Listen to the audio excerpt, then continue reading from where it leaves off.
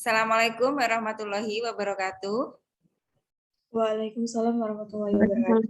Warahmatullahi wabarakatuh. Oke, selamat siang semuanya. Sambil ini ya, masa-masa siang, masa-masa puasa, jadi tetap sinkronus, tetap semangat. Hari ini saya mau membahas materi yang sudah saya sampaikan di Sunan, ya, terkait dengan investasi, ya, kelayakan sebuah investasi. Tentunya Anda sudah membaca materi yang sudah saya sampaikan di Sunan. Sebenarnya saya membahas itu dua materi, ya. Yang pertama tentang bagaimana cara menganggarkan modal. Kenapa modal itu dianggarkan? Karena yang namanya sebuah proyek itu kan nggak bisa kita punya uang langsung kita kerjakan, langsung kita belikan gedung, kita belikan mesin, kan nggak, harus kita anggarkan, harus kita perencanaan yang matang supaya nanti usaha itu berjalan dengan lancar. Nah, untuk menganggarkan modal tersebut atau untuk menentukan layak tidaknya sebuah usaha tersebut, maka Anda harus punya teknik-teknik untuk menentukan layak tidaknya sebuah usaha yang akan Anda jalankan nantinya. Ya. Proyek investasi itu bisa dikelompokkan menjadi beberapa, ya. Yang pertama ini bisa misalnya perusahaan membuat produk baru. Ya, contohnya PT Indofood berencana membuat produk baru terkait produknya namanya keju. Kalau Indofood itu kan punyanya Indomie, punya sirup gitu ya. Jadi ketika dia mau bikin produk baru, dia kan nggak mungkin punya uang langsung bikin pabrik, langsung membuat usaha tersebut. Tentunya dia akan memikirkan teknik-tekniknya. Sebelum melangkah itu apa saja yang harus dilakukan. Yang kedua, perusahaan akan mengganti alat lama menjadi alat yang baru. Nah, ini juga harus kita pikirkan, ya. Mesin yang lama diganti dengan mesin yang baru. Nah, ini saya contohkan mesin penggoreng Indomie lama dengan mesin penggoreng Indomie dengan kapasitas yang lebih besar. Atau misalnya perusahaan akan meneliti dan mengembangkan sebuah produk. Nah, ini bisa dibaca sendiri ya. Saya masuk ke ini saja, ke tekniknya saja, itu tema yang selanjutnya ya, teknik penganggaran modal. Nah, ini tekniknya. Bagaimana cara kita meramalkan, bagaimana cara kita menentukan layak tidaknya sebuah usaha tersebut dengan cara ada 6 yang sudah saya cantumkan di sini ya. Ada yang namanya payback period atau PP, ada yang namanya net present value, ada yang namanya IRR, internal rate of return, ada profitability index, ada discounted payback period, dan MIRR ya. Nah, nanti saya memberikan contoh hanya 3 saja, mungkin hanya 3 ya, payback, NPV, IRR, yang lainnya bisa dipelajari sendiri. Nah.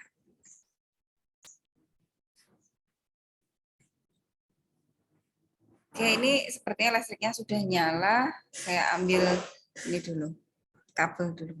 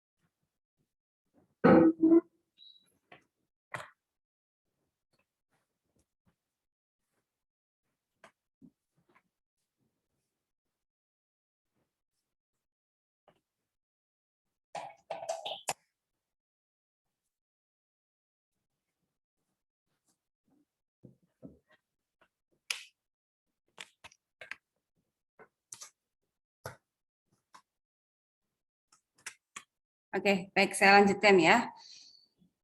Untuk menentukan teknik tersebut, teknik itu juga dibedakan menjadi dua kelompok di sini. Ada teknik discounted dan teknik non-discounted. Nah, yang discounted itu yang seperti apa? Discounted itu teknik penganggaran modal dengan memperhitungkan nilai waktu uang atau NPV. Di pertemuan yang ketiga, kalau nggak salah ya, itu ada tema terkait dengan net present value. Jadi uang sekarang dengan uang 2 tahun ke depan atau 1 tahun ke depan nilainya akan lebih tinggi atau akan lebih bernilai 1 tahun ke depan ketimbang hari ini. Nah, itu namanya nilai waktu uang. Atau menggunakan teknik discounted. Jadi beratnya dia menggunakan suku bunga ya. Kalau Anda nabung itu kan pakainya suku bunga. Artinya apa? Uang 1 juta saat ini didiamkan selama 1 tahun, nanti uang itu akan berubah. Uangnya akan bertambah, bukan berkurang ya, uangnya bertambah. Itu namanya teknik nilai waktu uang. Nah, sedangkan teknik yang kedua, non-discounted, yaitu teknik penganggaran modal yang tidak memperhitungkan nilai waktu uang. Jadi dia tidak menggunakan teknik suku bunga. Jadi uang 1 juta didiamkan 1 tahun kemudian ya tetap nilainya 1 juta. Itu yang metode non-discounted. Nah, masing-masing teknik, baik discounted maupun non-discounted, itu dia juga punya teknik lagi. Nah, tekniknya apa?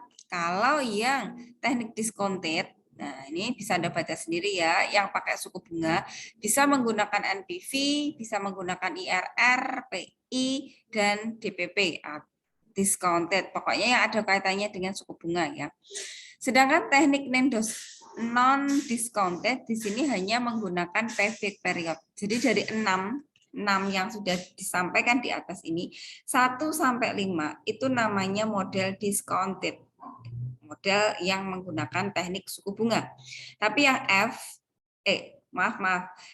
B sampai F itu discounted.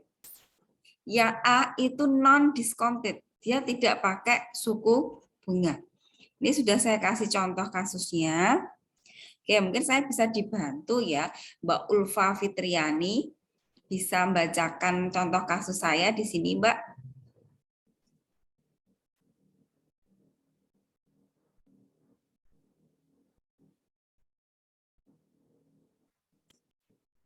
Kasus yang digunakan adalah PT Indorama yang akan berinvestasi di bidang sarden ikan. Ya. Dengan data arus kas masa depan yang sudah dihitung sebagai berikut. Pada tahun ke-0 arus kas $100, tahun ke-1 arus kasnya 34.432 dolar, tahun kedua $39.530. Oke, cukup ya. Cukup. Nah, di sini ada sebuah perusahaan namanya PT Indorama yang berinvestasi di bidang sarden. Jadi dia tidak langsung membuat pabrik ya. Dia akan menentukan dulu. Dia merencanakan dulu ya berdasarkan data-data yang sebelumnya. Arus kas ini 0 ini artinya apa, Mbak? 0 di sini. Tahun pertama. 0. Kalau yang satu ini tahun apa berarti? Ya, jadi 0 itu artinya adalah pada saat Anda mengeluarkan dana tersebut. Anda kan mau bikin pabrik, otomatis kan Anda mengeluarkan modal. Modal Anda keluarkan pada hari itu namanya tahun ke-0. Ya. Kemudian 1 tahun lagi berjalan, ini namanya tahun ke-1. Kan usaha ini sudah berjalan belum Mbak Ulfa kira-kira? Usaha ini sudah berjalan belum? Sudah? Sudah belum? Sudah. Ya, salah. Logikanya nggak gitu. Jadi ketika Anda mau menggunakan teknik ini, usaha Anda itu belum jalan. Jadi ketika misalnya Anda punya uang 100 juta, di sini kan 100 juta dolar ya, usaha ini tuh belum jalan, Mbak. Anda mau merencanakan duit 100 juta dolar ini kira-kira 5 tahun ke depan, ini 4 ya, kira-kira 4 tahun ke depan itu berakibat baik nggak dengan perusahaan? akan mendatangkan keuntungan enggak selama tahun-tahun selanjutnya. Jadi logikanya Anda harus paham dulu. Teknik penganggaran modal itu usahanya belum terjadi, belum Anda jalankan.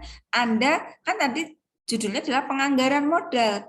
Jadi modalnya dianggarkan dulu, modalnya direncanakan dulu. Yang namanya rencana itu sudah terjadi atau belum, Mbak? Belum. Nah, iya. Jadi pada tahun 1, 2, 3, 4 ini berarti sudah terjadi belum? Belum.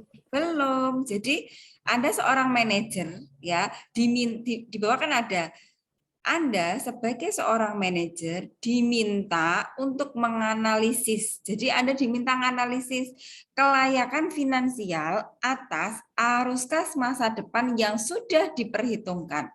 Jadi usaha ini Anda rencanakan 4 tahun ke depan itu dapat penghasilan berapa? Nah, ini kan tahun pertama, kedua, ketiga, keempat. Ini sudah Anda rencanakan. Kalau seorang manajer itu kan pasti punya feeling, punya insting ya. Aku mau bikin pabrik sarden. Kalau aku modalnya butuh 100 juta dolar, itu tahun pertama nanti target saya akan dapat penghasilan berapa? Tahun kedua, tahun ketiga, tahun keempat. Itu Anda harus punya data dulu. Data itu dari mana? Data itu ya dari pengalaman sebelumnya. Anda mencari perusahaan yang hampir sama dengan bidang sarden. Contoh, Anda kan mau bikin Anda akan bikin PT Sarden Ikan A. Anda dengan cara mencari branding, dengan cara Anda membuat percontohan PT Sarden yang sudah berdiri. PT Sarden saingan Anda. Itu kan bisa Anda lihat, oh harga sardennya sekian, bahan bakunya sekian, itu Anda bikin perencanaan dulu. Sampai ketemu angka 34.000 sekian. Nah, sebenarnya ini ada aturannya, ada apa? Historinya, ada sejarahnya ya. Cuman di sini saya mudahkan saja. Saya anggap Anda itu seorang manajer yang handal, jadi Anda sudah bisa menentukan tahun 1, 2, 3, 4 itu sudah ketemu arus kas. Ini namanya arus kas. Arus kas itu adalah kas yang diterima perusahaan ketika dia menjalankan operasional perusahaan. Pertama modalnya 100 juta, dia bikin pabrik. Beroperasi selama 1 tahun, dia mendapatkan arus kas 34 juta sekian. Tahun kedua dapat arus kas sekian, ketiga dan keempat. Nah, dengan data yang sudah direncanakan atau dianggarkan di sini, Anda diminta untuk menghitung kelayakan dengan menggunakan metode. Yang pertama bisa Anda pelajari menggunakan metode payback period. Apa sih payback period? Masih Mbak Ulfa, coba bacain Mbak pengertian dari payback period itu apa? Payback period adalah teknik penentuan investasi dengan mempertimbangkan waktu yang dibutuhkan sebuah investasi tersebut untuk bisa balik modal seluruhnya. Ya, kalau dipersingkat kata kuncinya gimana Mbak? Penentuan investasi yang seperti apa?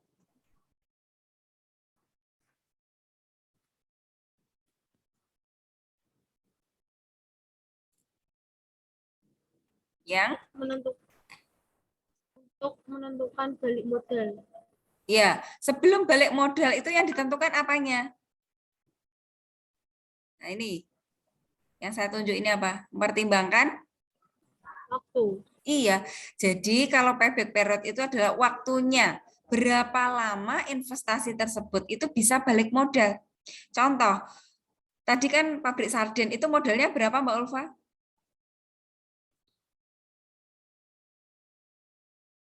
Masih di mute?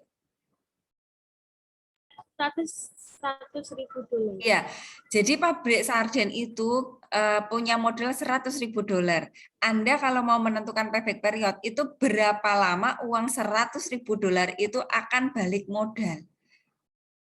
Nah, jadi di sini kan sudah ada ini ya keterangannya. Dari kasus PT Indorama dapat dihitung berapa lama investasi 100.000 dolar akan balik modal. Nah, caranya itu bisa menggunakan ini. Nah, tadi kan ada tahun 0, 1, 2, 3, 4. Di sini arus kasnya, Mbak Ulfa, kenapa kok arus kasnya dikurung atau dinegatifkan 100.000 ini?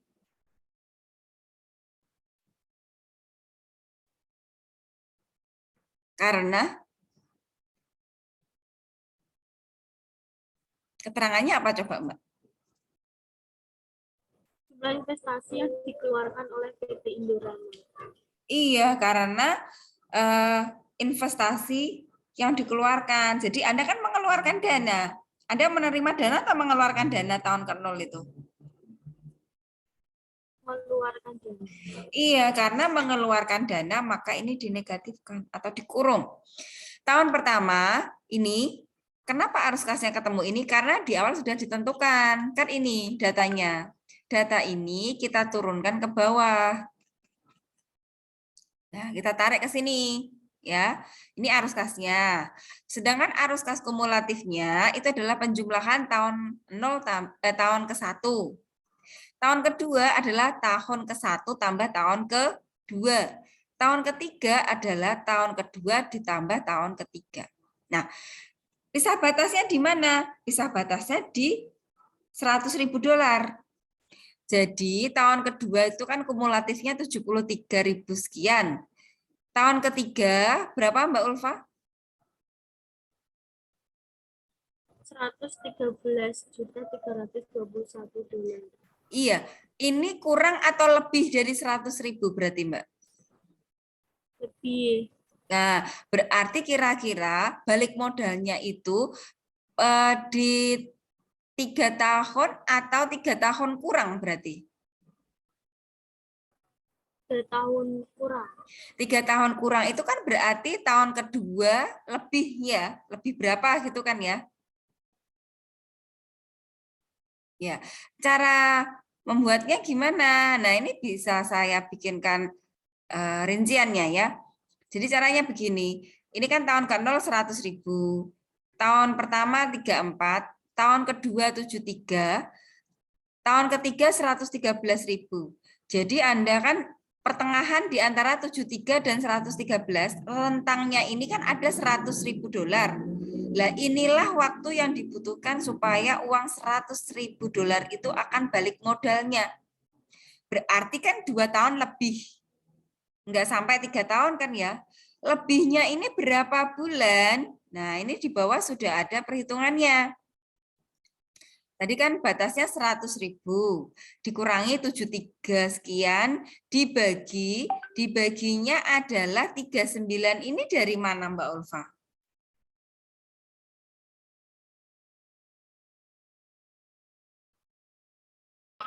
Gimana Bu? Nggak kedengeran.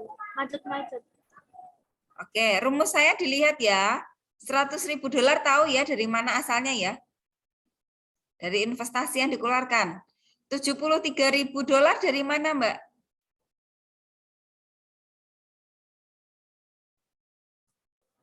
Tahun kedua. Tahun kedua penjumlahannya ya.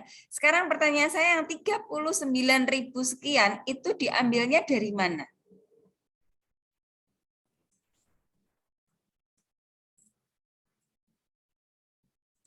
Dari 359 dari kita cek di atas ya. 39 dari tahun ke 3. Kan tadi batas akhirnya bukan batas ya, 113.000 itu kan di tahun ketiga. Jadi pakainya ini 39359 ya. Nah, ketemunya berapa bulan Mbak di sini sudah ketemu? 8 bulan. Sebelum 8 bulan. Ini ketemunya berapa? 7,92 bulan. Ya, ini awalnya dari 0,66 dulu dikali 12. Kan nggak ada 7,9 bulan. Kita bulatkan saja menjadi 8 bulan. Gitu. Keputusannya Mbak, payback periodnya berarti pada tahun keberapa, bulan keberapa berarti? Tahun kedua, bulan ke-8. Iya, paybacknya pada tahun kedua, bulan ke-8, sedangkan jangka waktu investasinya tadi berapa tahun, Mbak? 4 tahun. Iya.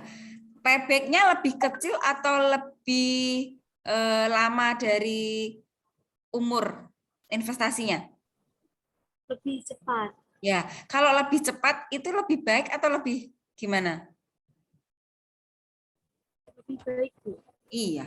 Jadi payback itu ketentuannya ketika hasil payback-nya itu lebih kecil daripada umur investasi, maka dia layak untuk dijalankan. Tapi kalau misalnya payback-nya ketemunya 4 tahun 2 bulan, bagaimana Mbak keputusannya?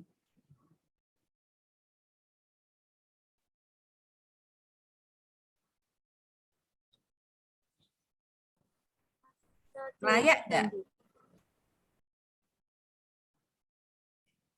Gimana? Masih bisa dilanjutkan. Masih bisa dilanjutkan, walaupun di atas dari umurnya loh ya. Umurnya berapa tadi?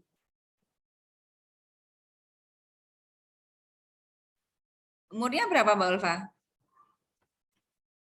4 tahun. Tahun. Kamu mau nggak kalau misalnya usaha nanti kembali modalnya dalam 4 tahun lebih?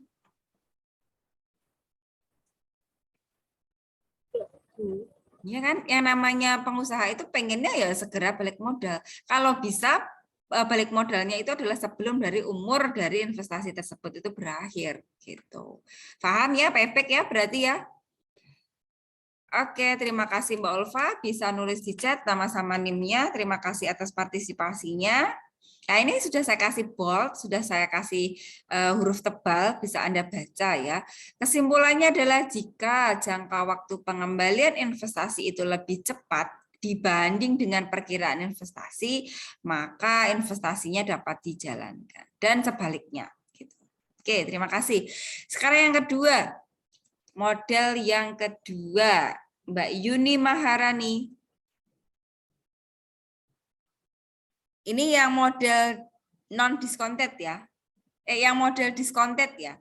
Kalau yang tadi kan non-discounted. Payback itu tidak pakai suku bunga.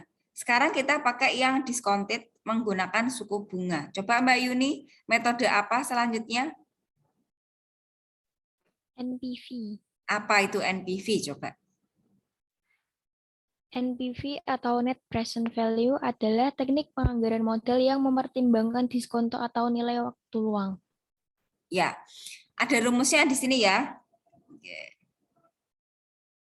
Bisa menggunakan rumus, bisa menggunakan tabel. Dulu ketika di NPV, saya kan memberikan contoh tabel ya. Tabel yang saya upload itu namanya PVIF, Present Value Interest Factor. Jadi kalau yang rumus di atas, ini Anda mengerjakan manual dimasukkan ya. Kemudian kalau yang di bawah, ini dengan cara Anda mengkalikan antara arus kasnya dengan tabel PVIF-nya. Dikurangi dengan AKK. AKK itu arus kas keluar. Kalau AK arus kas masuk. Atau arus kas akhir ya. Nah, oke. Masih Mbak Yuni, contoh perusahaannya masih sama nggak Mbak? Masih, Bu. Masih. Dengan data yang sama nggak ini Mbak? Ya, Data yang sama. Kalau tadi metode apa yang pertama? payback period. Nah, bedanya kalau di sini dia pakai apa ini? Coba baca. Memakai suku bunga atau tingkat diskonto yang disyaratkan oleh perbankan. Berapa suku bunganya? 12%. Iya, kalau di payback dia tidak pakai suku bunga, tapi kalau NPV dia pakai suku bunga. Di sini setahunnya ya 12% per tahun. Diminta Anda membuat analisis NPV-nya ya. Bisa pakai rumus. Nah, ini saya contohkan yang pakai rumus ya. Kalau pakai rumus, sebentar. Ini saya harus download. Masih ingat ya, di pertemuan ke berapa? Pertemuan ketiga, nanti bisa Anda cek lagi. Ada yang namanya tabel FVIF, future value interest factor, nanti Anda download. Ya. Ini bentar.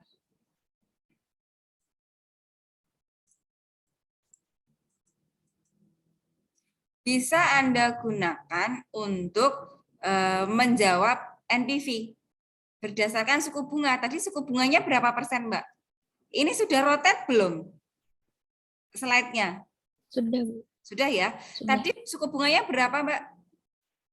12%. Berarti Anda cari di sini yang 12% ya. Sebentar, FVIF atau PVIF? Kita lihat tadi PVIF ya, dikali PVIF, jadi beda. Kalau PVIF itu adalah present value interest factor.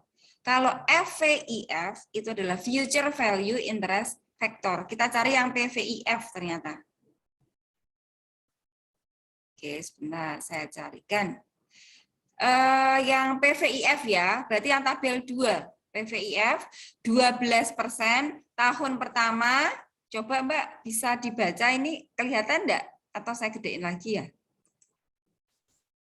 Ya. 12% ya. Tahun pertama ketemu berapa Mbak di sini?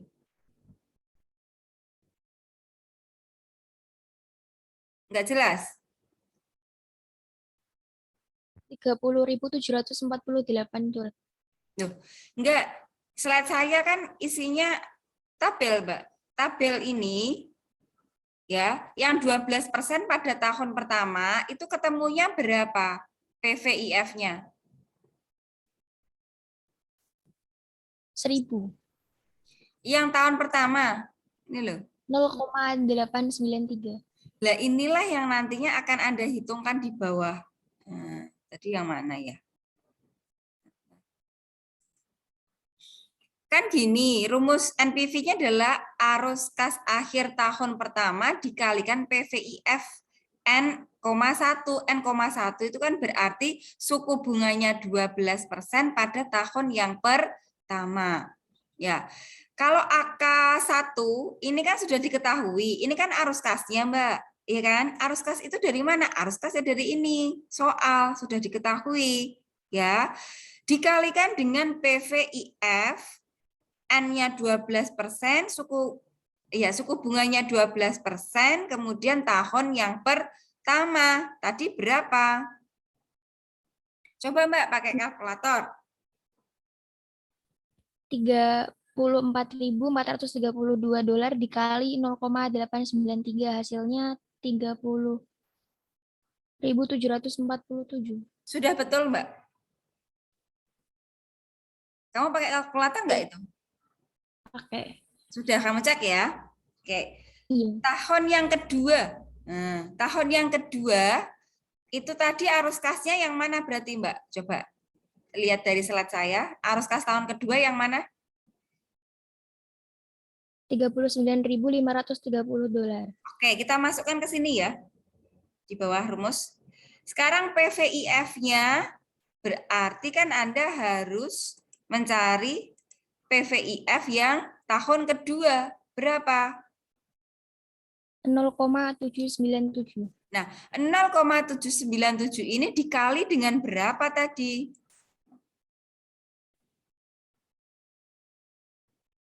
Ini 39.530 dolar. Ya, dan seterusnya sampai tahun keberapa, Mbak?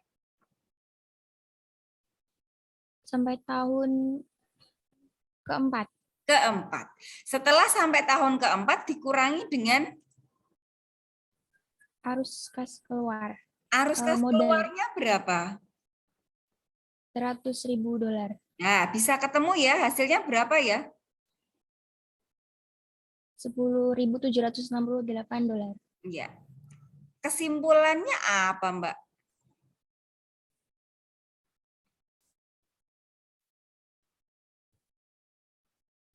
Hasil perhitungan NPV diperoleh 10.768 dolar, menunjukkan nilai yang positif. Dapat disimpulkan bahwa investasi PT Indorama layak untuk dijalankan. Hasilnya positif apa negatif? Positif, Bu. Ya, kalau misalnya hasilnya adalah negatif 2000, keputusannya apa? Tidak layak untuk dijalankan. Iya. Jadi kalau NPV itu gampang. Kalau hasilnya positif layak, hasilnya negatif tidak layak untuk dijalankan. Namun Anda harus menghitung seperti ini. Ini kalau pakai tabel. Bisa nggak pakai rumus? Bisa dong. Pakai ini rumus di atas. Nah, kalau nggak punya tabel ya, Anda bisa pakai ini. Nah, ini kan bisa Anda, saya contohkan ya di Excel ya. Nah,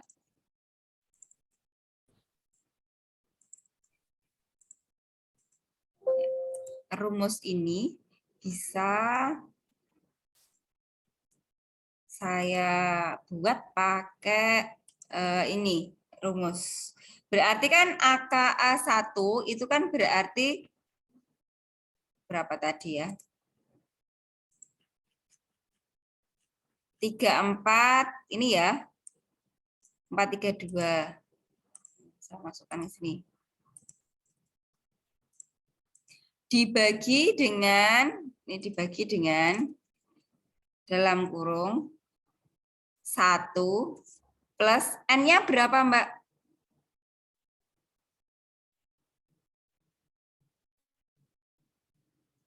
Suku bunganya berapa?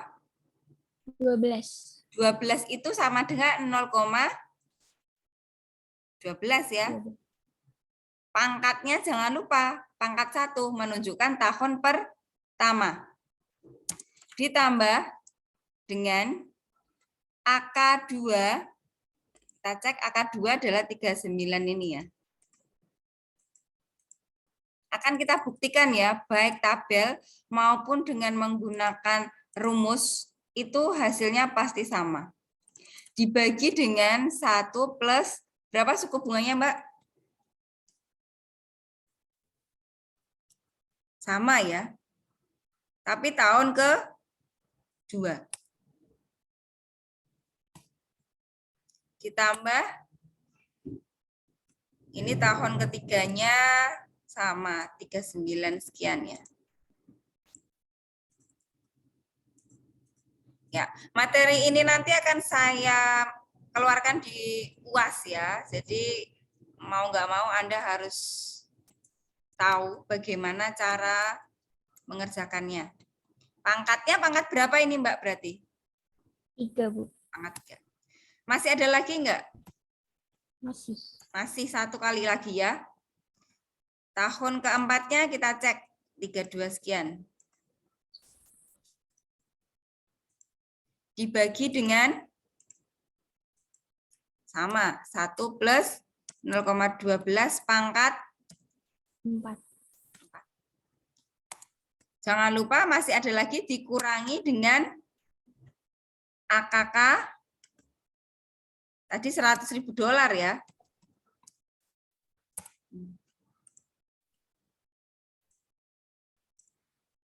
Ini berarti satuannya dolar ya. Currency. Oh, ini kok pakai currency-nya rupiah.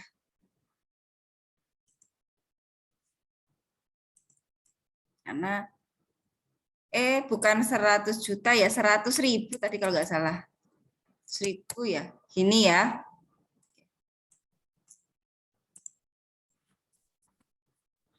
Oke, ini rumus sudah kita masukkan, tinggal Anda kerjakan hasilnya.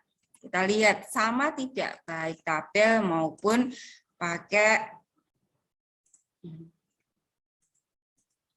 Berarti bisa saya buatkan 34, 432 dibagi dengan 1 plus 0,12 pangkat 1.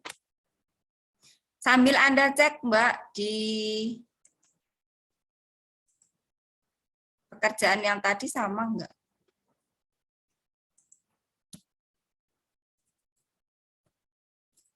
Oke, sama dengan 39.530 dibagi 1 plus 0,12 pangkat 2. Oke. Pakainya dolar ya. Ya, pembulatan ya, karena kan banyak koma-komanya.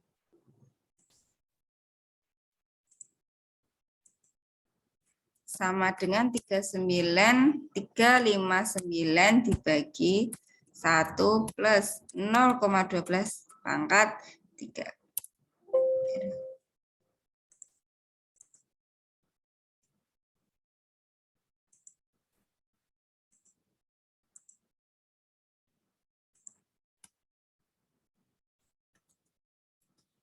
Akhir 219 dibagi 1 plus 0,12 pangkat 4.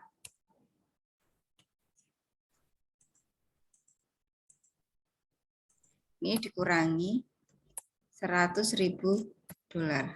Oke. Sudah Mbak, habis ini rumusnya ya. Tinggal kita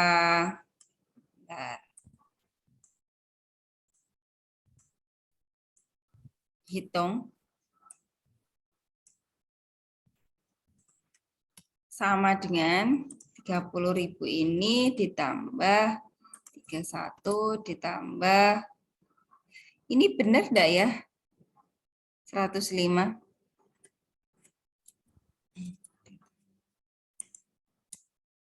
Coba kita cek ya.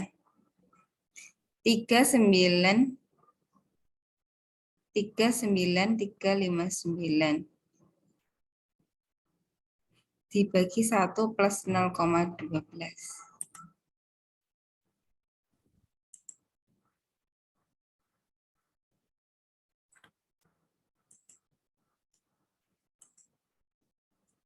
Oh, bukan kali, maaf. Ini pangkat ya. Keliru rumusnya. Nah, makanya kok terlalu tinggi sekali. Oke, terus ini kita kurangi dengan 100.000. Ya. Kita cek hasilnya. 110.000 ini kita kurangi dengan 100.000. Ya. Coba Mbak baca hasilnya berapa Mbak? Yuni. 10.746,65 dolar. Ya, kita cek ya. Tadi hasilnya yang mana? Ya, hampir mendekati ya. Jadi antara tabel dengan angka itu hasilnya hampir. Kalau ini saya copy paste saja ya, biar tahu perbedaannya. Kalau ini yang pakai tabel ya. Ini kan bisa saya selisihnya nggak banyak sih. Kenapa? Karena kalau pakai tabel itu kan pembulatan. Kok nggak mau?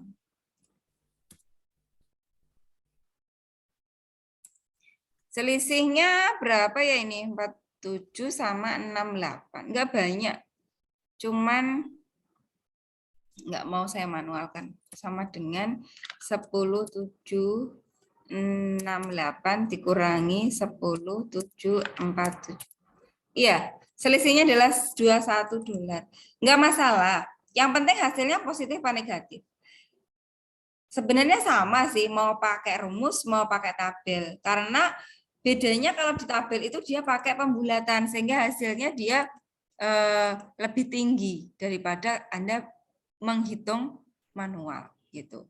Oke, nggak ada masalah ya NPV ya. Nanti kalau ada soal Anda diminta mengerjakan NPV baik menggunakan tabel maupun menggunakan rumus, saya kira Anda sudah bisa semua. Gitu. Cukup ya Mbak Yuni, paham ya? Paham, Bu. Bisa nulis di chat ya Mbak, nama sama NIM-nya.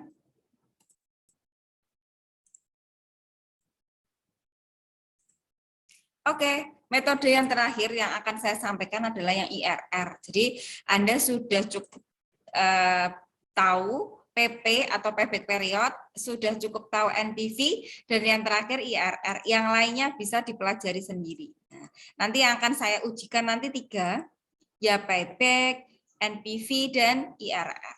Nah, makanya yang saya tegaskan yang di situ. Yuni Maharani ya.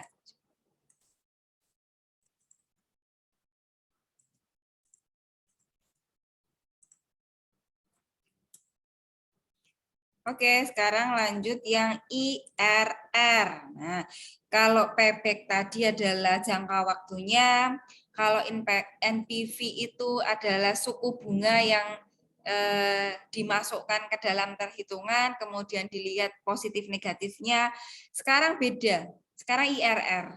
Nah, IRR ini lebih unik lagi karena teknik untuk menentukan layak tidaknya sebuah usaha itu menggunakan uji coba-coba atau trial and error. Jadi ini agak lebih susah di IRR karena Anda harus punya feel untuk menentukan trial and error-nya.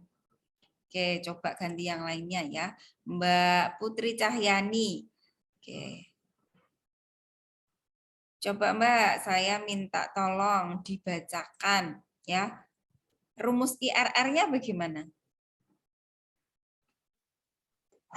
AKK sama dengan AK1 dibagi 1 plus IRR pangkat 1 ditambah AKA 2 dibagi 1 plus IRR pangkat 2 ditambah AKA 2 artinya 3. apa Mbak?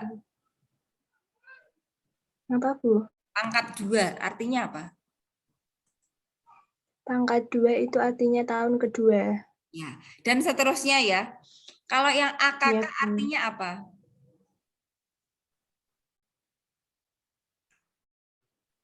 AKK arus kas keluar. Arus kas keluar. AKA? Arus kas akhir tahun ke-1, ke-2, ke-3 gitu, Bu. Terusnya ya. Masih dengan soal yang sama, tapi Anda diminta untuk menghitung IRR-nya ya. Nah ini. Jadi 3 metode PP, NPV, IRR dengan soal yang sama, itu tadi PP jawabannya layak. NPV jawabannya juga layak. Sekarang dengan IRR, layak atau tidak? Nah, kita masukkan ke dalam rumus. AKK ketemu berapa, Mbak? $100.000. Ya, ini yang kas keluar ya. Oh ya, suku bunganya tadi berapa persen ya? 12%, Bu. Ya, oke. Berarti nanti IRR-nya ya, itu yang kita cari. Jadi kan $100.000 sama dengan arus kas akhir tahun pertama, kedua, ketiga, keempat. Nah, dibagi dengan 1 plus IRR pangkat 1. IRR-nya kan belum ketemu. Karena IRR-nya belum ketemu, maka Anda akan membuat trial and error-nya. Ya. Bagaimana cara menentukan trial and error-nya? Ya. Anda diminta untuk membuat interpolasi, membuat pola nilai antara ya ini IRR yang digunakan untuk menemukan nilai arus kas di bawah 100.000 dan di atas 100.000. Kita buat asumsi nilai IRR untuk ke-15 dan 20. Ya. Jadi ini kan Anda harus punya tabel ini. Kalau tadi suku bunganya kan 12, suku bunga dari banknya. Nah, Anda kan diminta untuk membuat interpolasi, itu membuat coba-coba antara tadi 15% dan 20. Hasil akhirnya itu harus di atasnya 100.000 dan di bawahnya 100.000. Masih belum mudah nggak masalah ya. Yang penting kita ikutin aturan dulu seperti ini. Tahun pertama sampai tahun kedua, sampai tahun keempat, arus kasnya ini diambil dari soal. Ya. PVIF-nya kita pakai trial 15% dulu. Kita cek di sini, yang 15%. Kan ini. Nah, 0,870, 0,756, dan seterusnya sampai tahun keempat. Kita ambil data saja dari sini. Kemudian, kita kalikan antara arus kas dengan PVIF-nya, hasilnya nilai gini. Ya. Tahun 1 sampai tahun keempat kita jumlahkan. Masih Mbak siapa tadi, saya kok lupa. Mbak Putri. Pakai coba-coba 15% itu nilai kininya berapa, Mbak? $104.168,01 Bu. Di atas apa di bawah 100.000, Mbak? Di atas Bu. Oke, berarti sudah ada bukti ya, sudah ada trial, sudah ada contoh di atas dari 100.000. Anda harus mencari pola di bawahnya 100.000. Pola di bawahnya 100.000 itu PVIF-nya harus lebih tinggi. Dengan cara Anda pakai contoh yang 20% ya. 20%. Berarti ya Anda mencari yang ini 20%. Nah, ini 0,833 dan seterusnya. Nah, ini. Hasil akhirnya berapa, Mbak? Nilai kininya yang 20%? $94.434,10. Nah, ini trial untuk di atas apa di bawah 100.000? Di bawah $100.000 Bu. Ya, berarti sudah ketemu antara yang lebih dan kurang belum? Sudah. Ya, kalau sudah ada nilai di bawah 100 atau di atas 100, maka Anda bisa menggunakan rumus selanjutnya. Kalau yang IRR-nya 20% itu 94. Kalau yang 15% itu di atas. Caranya gimana? Nilai kini 15% harus lebih besar dari arus kas keluar dan harus lebih besar dari nilai kini yang 20%. Ya. 104.000 tadi ya, lebih besar dari 100.000 harus lebih besar dari 94.000. Kan ini angka dari atas, tinggal Anda ambil saja datanya. Ya. Ini selisihnya berapa? Berapa dikurangi berapa ini berarti? $104.168,01 dikurangi $100.000. Ya, selisihnya 4 juta sekian ya. Terus, selisih yang kedua adalah pengurangan antara $100.000 dikurangi $94.434,10. Selisihnya $9.733,91. Oke, kita masukkan ke dalam rumus. X ini adalah yang kita cari ya. X dibagi 0,05 dari mana, Mbak?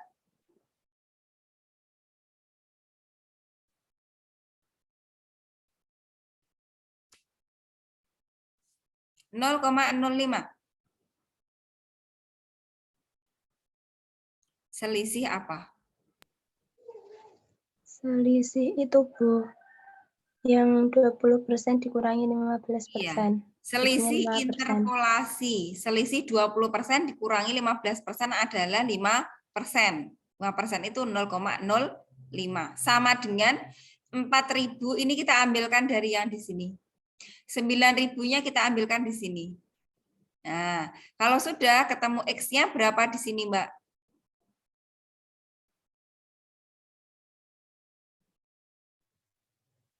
$0,0214. Ya, 0,0214 ya.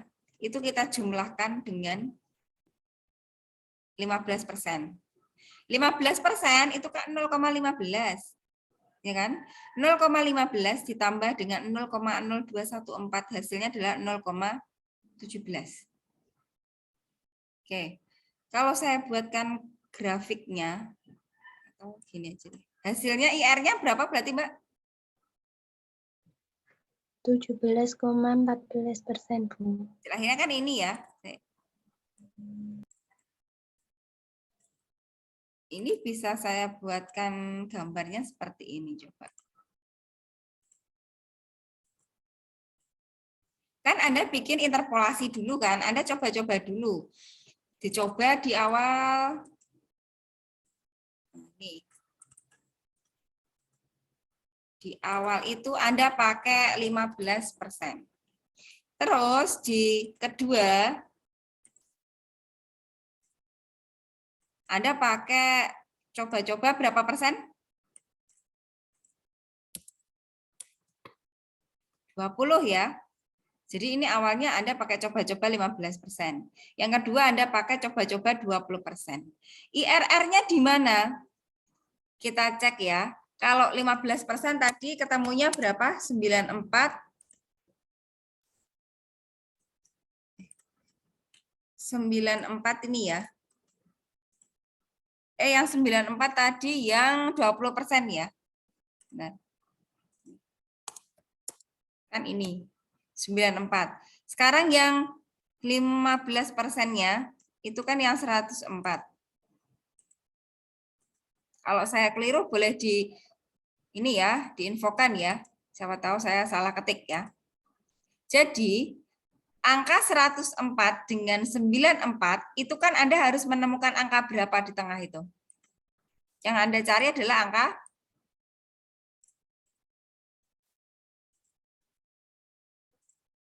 100.000 dolar kan yang Anda cari. 100.000 dolar itu suku bunganya berapa? Ternyata tadi kalau dihitung adalah 17, berapa tadi? 17,14%. Dia itu letaknya di sini, makanya dia pakai rentang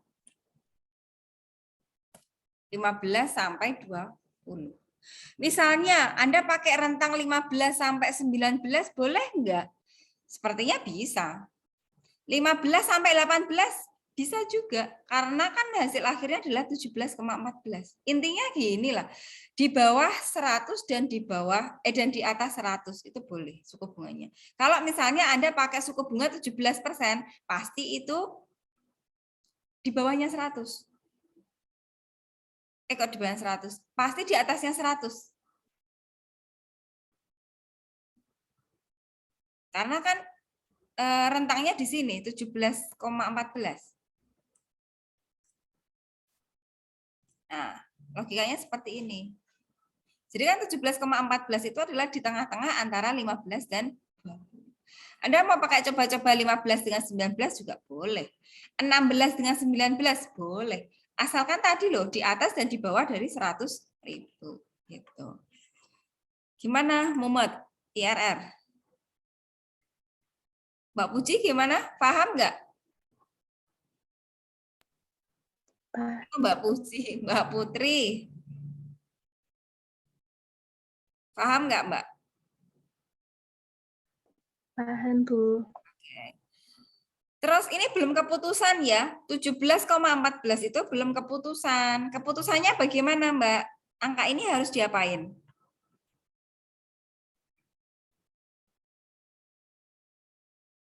Bandingkan nilai suku bunga yang disyaratkan 10%. Oke, berapa suku bunga yang ditetapkan tadi? 11%, Bu. Nah, IRR-nya lebih tinggi apa lebih kecil? Dari suku bunga? Lebih besar dari tingkat bunga yang disyaratkan. Ya, berarti bagus nggak IRR-nya? Bagus untuk dijalankan. Oke. Kalau misalnya hasilnya adalah 11%, Mbak.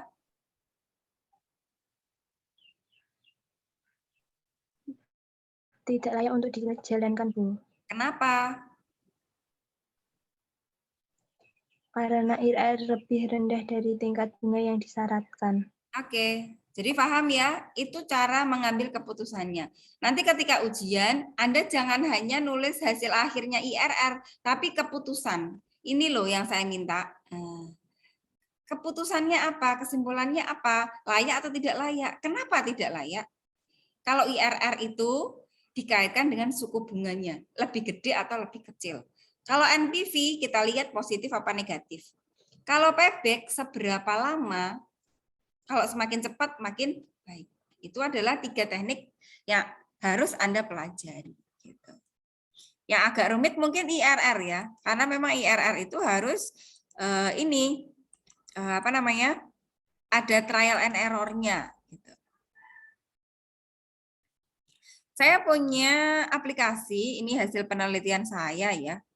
Bisa dicek sendiri ya. Menghitung NPV IRR namun dengan menggunakan aplikasi. Bisa dilihat YouTube saya sendiri ya. Ini ada tugas buat Anda buat minggu depan ya.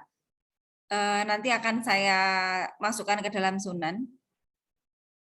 Cara menentukan layak tidaknya dari sebuah investasi dengan arus kas sama. Enggak sama, Ding. Jadi umurnya 10 tahun, investasinya 9,5 M, arus kasnya itu ada kenaikan. Jadi arus kas pertamanya 900 juta, tahun kedua naik 10%. Tahun ketiga naik 10% dan seterusnya. Dengan suku bunganya 8%. Diminta Anda membuat payback, NPV, dan IRR. Untuk link yang terbarunya bukan ini ya. Nanti saya kasih link terbaru saya ya. Bukan ini. Anda kerjakan yang soal PT Hasil Samudra saja. Tapi mengerjakannya minggu depan saja. Minggu depan itu kan sudah Lebaran ya. Nah itu berarti kan tanggal berapa itu Lebaran? Berarti kan tanggal 3 itu kan Anda pertemuan yang ke-11 kalau nggak salah. Pertemuan itu ada tugas tapi nanti mengumpulkannya itu maksimal tanggal 10 Mei aja. Ya, jadi masih ada rentang waktu panjang. Atau mungkin kalau mau nyoba mengerjakan sekarang ya boleh. Silahkan nanti pas hari hanya tinggal Anda upload juga boleh. Soalnya ini. Gitu. Sama kok ini. Soalnya dengan yang sudah saya sampaikan 3 teknik tadi. Tinggal angkanya yang dirubah. Gitu. Langkah pertama Anda harus menentukan arus kasnya dulu ya. Dijejer-jejer itu arus kasnya dari tahun 1 sampai tahun ke-10. Kalau yang di soal saya kan arus K1 sampai 4 sudah ditentukan. Kalau ini kan belum ditentukan. Anda harus menghitung sendiri. Gitu. Oke, yang terakhir tadi Mbak Putri bisa nulis di chat nama sama NIM-nya ya. Oke, itu dari saya. Ada yang mau ditanyakan? Saya cukup 3 metode aja, sudah Anda kuasai, saya kira udah lumayan bagus ya.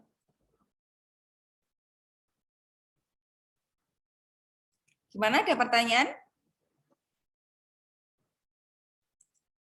Mbak Putri silahkan tulis di chat ya, biar saya masukkan ke dalam keaktifan.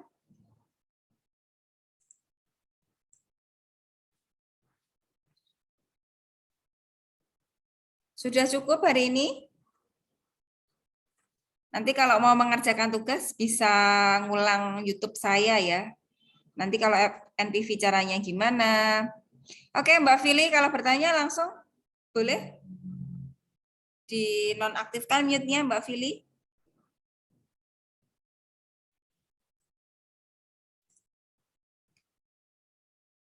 Mana Mbak Fili? Mbak apa Mas ini Fili?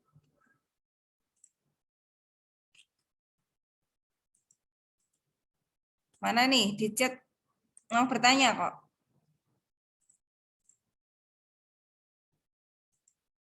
Enggak terdengar Mbak. Yang lainnya terdengar enggak suara Mbak Fili?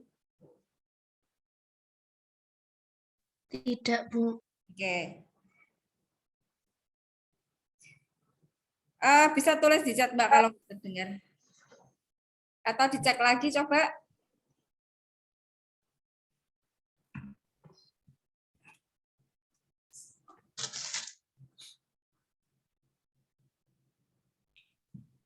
Halo Mbak Fili.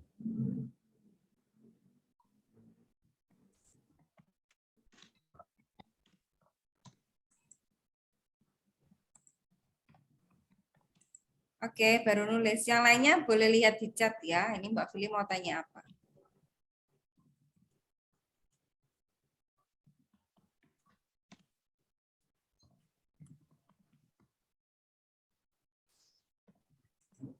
Yang lainnya gimana? Ada yang mau ditanyakan enggak?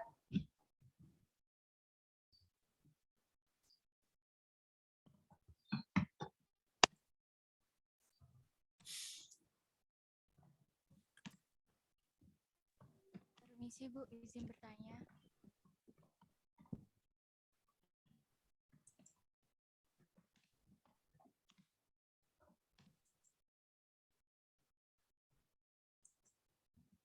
Yang lainnya sudah cukup jelas ya, sambil kita nunggu Mbak Vili.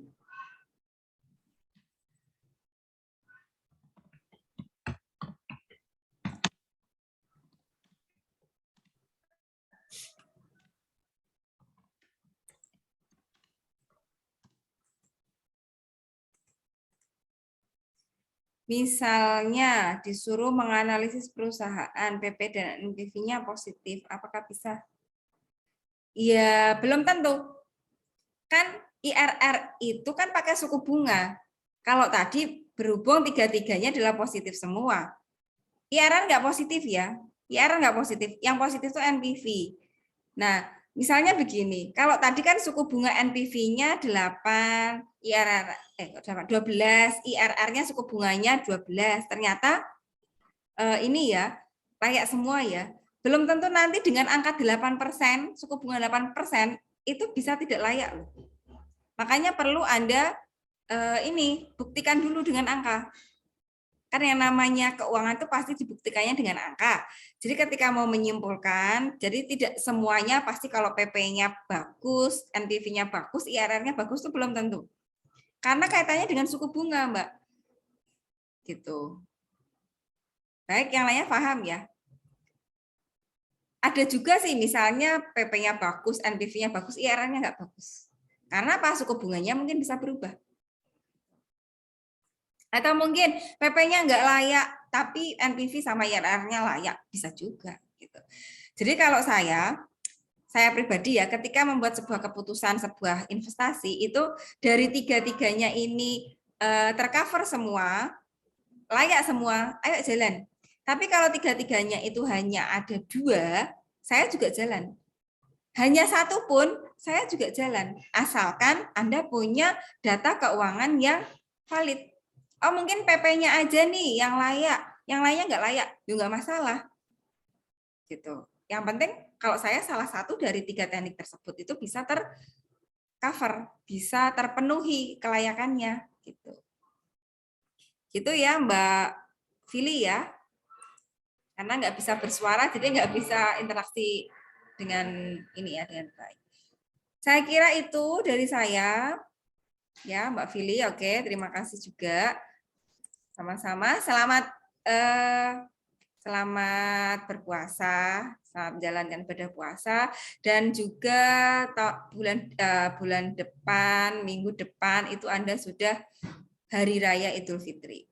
Saya pribadi mengucapkan mohon maaf lahir batin, sama-sama saling memaafkan ya, walaupun memang belum selesai masa Ramadannya, tapi tetap jaga kesehatan, protokol kesehatan tetap dipatuhi ya. Tetap semangat.